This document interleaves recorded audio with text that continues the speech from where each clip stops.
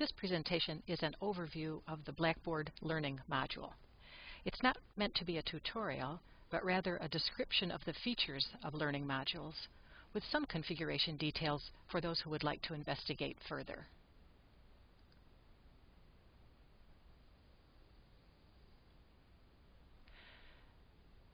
Learning modules are sequences of related documents. As they're created, a linked table of contents is automatically generated. Students can click on any entry in the table of contents and be taken to the corresponding document within the module. Students can also navigate within the module using the back and forward buttons that are automatically generated when the module is created. Instructors can provide an action menu, which is a collection of links to other elements in the Blackboard site that relate to this particular learning module. For example, if there's a discussion topic related to the content of this module, a link to that discussion topic can appear within the action menu. Learning modules can be exported and then imported into other Blackboard courses.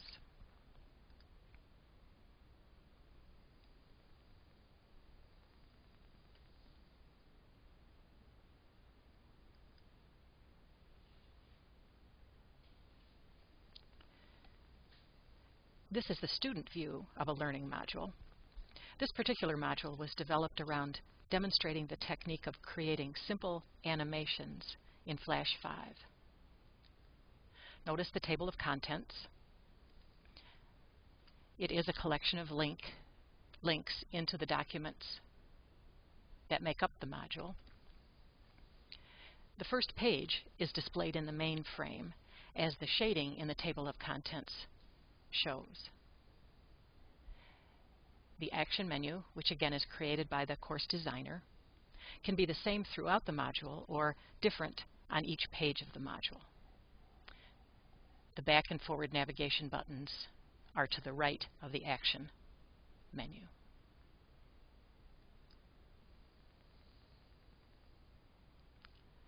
Learning modules are created in the usual way. That is, in build mode, the tool is added to the course menu. Clicking on the entry in the course menu takes you to a list of previously created modules where you can edit an existing module or create a new one. This slide shows the configuration environment. In our example, two headings were created: handouts and animations. And add files was used to embed 4 Word documents, the handouts, and 3 Flash animations. These animations are SWF files and illustrate the idea that any type of file can be added to a learning module. Most of the configuration buttons are familiar to experienced Blackboard users, but the Action Menu Settings button is unique to the learning module. The next slide shows how the action menu is configured.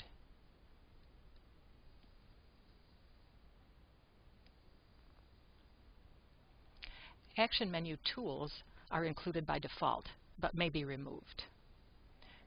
Create Printable View is particularly useful.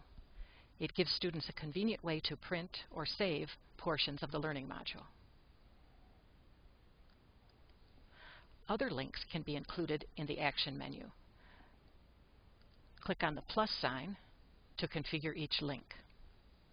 With the exception of references, the items are common elements of a Blackboard course site. But let's look at references. In this example, 2 book references were created. As you can see in this configuration screen, books, articles, and URLs can be referenced.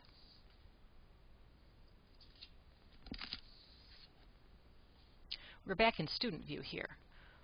When a student clicks on the references icon in the action menu, this pop-up appears.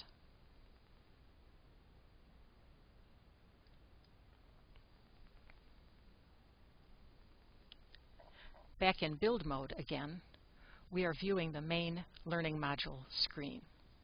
All learning modules would be listed here, and each one has the usual Action Links button just to the right of the link. The associated menu offers the Export option. The contents of the learning module can be exported and then imported into another course. This might be a very nice way of providing review materials in advanced courses. Let's say an important concept is introduced in a 100-level course and a learning module is constructed around that concept. If the concept is a critical prerequisite for a particular 300-level course, the learning module could be imported into the 300-level course site and presented as review for those who need it. In that scenario, it wouldn't matter that only the content is exported, not the action menu entries. In a different scenario, where the action menu is needed, it does have to be rebuilt after the learning module is imported. For completeness, I'll mention that the import function is found under Manage Course in the Designer Tools menu.